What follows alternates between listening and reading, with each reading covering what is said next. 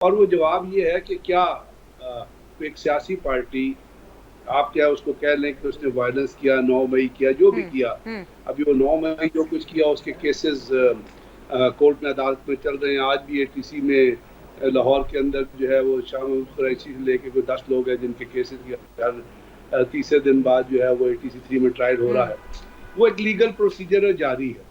अब जब आप एक किसी भी पार्टी को मैनहसुल पार्टी देखेंगी, जैसे मैं आपको मिसाल दूं कि रिपब्लिकन पार्टी को हम उस अमेरिका से मिसाल ले सकते हैं ना, कि ट्रंप ने जिस वक्त हमला करवाया और अभी ट्रंप पे जो हमला हुआ या उसके इलेक्शन के बाद जो बयान दिया, तो सारे तो रिपब्लिकन पार्टी जो है उस बयान के अंदर उसको बैक नहीं कर रहे थे, ना उसमें शामिल थे, जी। उन्होंने उसको डिनाई किया।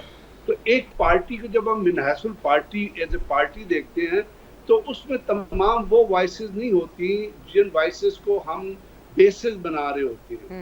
हो सकता है वायलेंस की वॉइसेस चंद लोगों में वो ऑलरेडी अंदर है।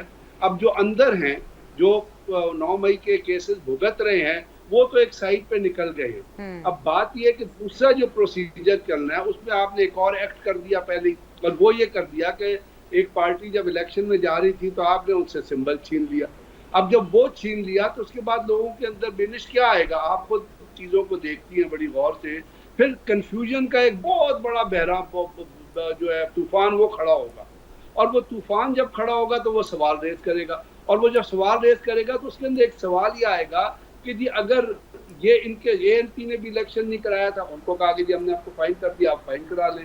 मतलब चीजें, या तो मैं ये कहता हूँ कि पाकिस्तान में मेरिट में चीजें इक्वल हों, फिर तो चीजें ठीक है। हाँ। अगर आप इसके अंदर कंडीशनल चीजें देखेंगी, प्रेफरेंशियल ट्रीटमेंट देखेंगे, फिर आई एम सॉरी, मुझे ये कहना पड़ेगा कि लोग उसको, अवाम उसको बाय नहीं करते, अवाम उससे एग्री नहीं होते, वो उससे इत्तफाक नहीं करते। और दूसरी बात, एक चीज मैं आपकी तवज्जो जरूर दिलाना चाहूंगा, आज के दौर में बहुत सारी चीजें ऐसी हैं जो पाकिस्तान की जो करंट माशी सिचुएशन है ना, जी। और जो आम आदमी की सिचुएशन है, उससे आप ये माने या ना माने, उससे अंदर लोगों के अंदर एक डिप्रेशन और एक रिएक्शन जन्म ले रहा है। क्योंकि आम आदमी को जो फैसिलिटीज या जो चीजें हैं, जिस मुल्क में 600 रुपए किलो मुर्गी होगी, अब आप मुझे बताइए वो उसमें लोग क्या करेंगे, गरीब। अब यानी पूरी दुनिया में आप मुझे दिनेश बताएं कि पूरी दुनिया में कहीं बेबी प्रोडक्ट्स पे टैक्स लगता है? हमारे यहाँ आपने बेबी प्रोडक्ट, अब ये चीजें अवाम में बेचैनी पैदा कर रही हैं।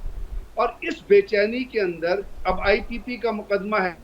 आईपीपी के अंदर क्या हो रहा है? आप 30 रुपए पे कर रहे हैं उस कैपेसिटी चार्जेस की जिसकी बिजली आप कंज्यूम नहीं कर रहे। पूरे पाकिस्तान को ये फैक्ट पता है, और पूरे पाकिस्तान को ये भी पता है उसके बेनिफिशरीज कौन है।